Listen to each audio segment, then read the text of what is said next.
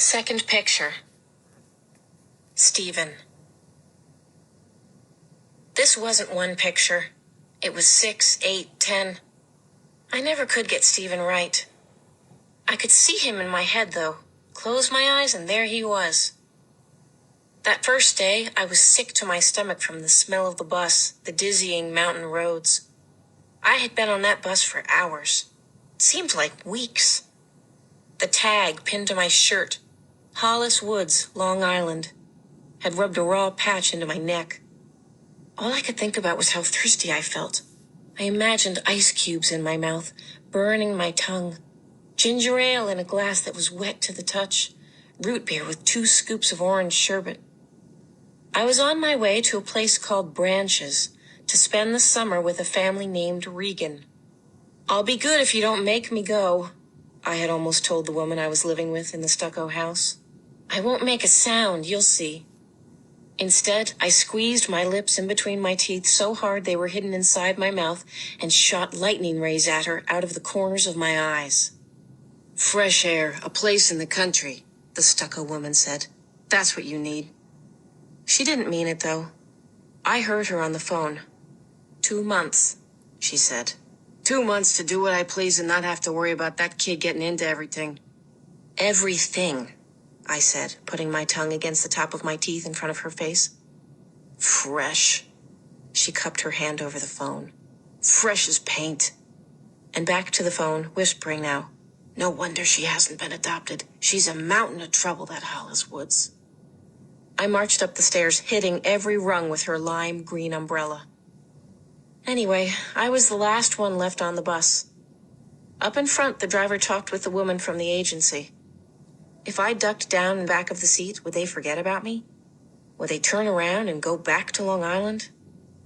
We lumbered up the main street of Hancock, passing a row of houses and a movie theater, and came to a stop in front of a diner.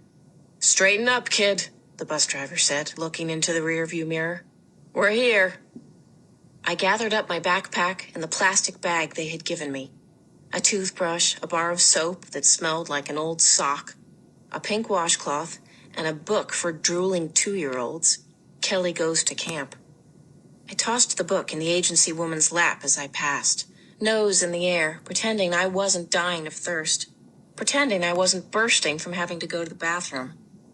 Outside the bus window, a man leaned against the wall of the diner, his hat over his eyes, and a boy played handball against a brick wall. I climbed down into the blistering hot sun, checking out the boy. A skinny mess he was, much taller than I, his socks falling down. They looked as if they didn't even match. As the bus started up, the exhaust smelling like a sewer, the boy slammed the ball against the wall, missing it on its way back. He nearly killed himself trying to dive in front of the bus for it, then jumped back at the last moment as the ball bounced across the street. I put down my backpack and the agency freebie bag, darted across the street and back of the bus, and scooped up the ball with one hand. I trotted back to them, tossing it over my head and catching it a couple of times just to show them what I could do. The man pushed his hat back and grinned at me. He had a great face to draw.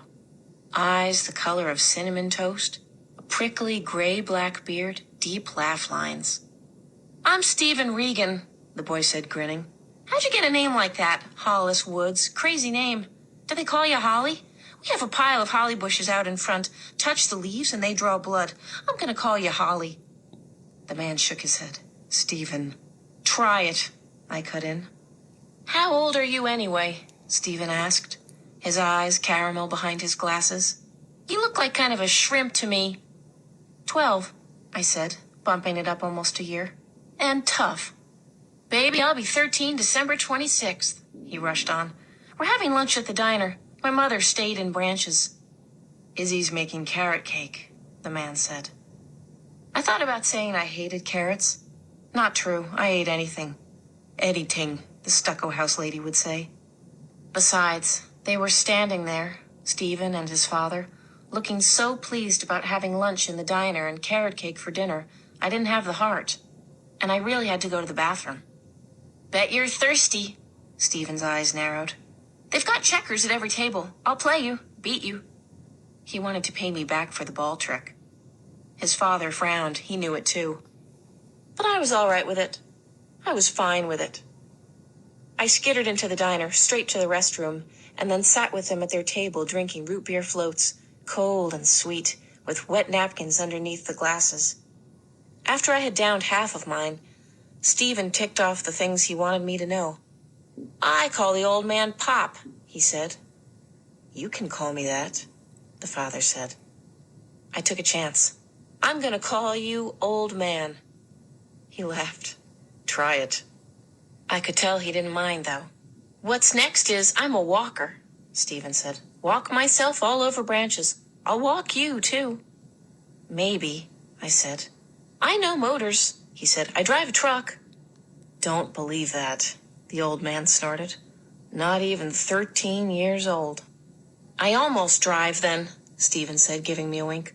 Legal any day now. The old man rolled his eyes at me. And the last thing? I know tracks. Stephen spread his arms wide. Animal tracks. All of them. I was laughing. I knew he meant for me to laugh. He pushed the black checkers over to me. Let's see what you can do here, Hollis Woods, he said. Win, and I'll teach you how to drive. In your dreams, the old man said. We played a couple of checkers games, Stephen taking wild chances, while we dripped ketchup from our hamburgers onto the table, and the old man egged us on. Anyway, the picture I was trying for was Stephen playing checkers with me that first day. That was the picture I could never get perfect. Maybe it was because he let me win that first game. Maybe it was because I let him win the next one. And maybe it was because for the first time, I really saw what it might be like to have a brother.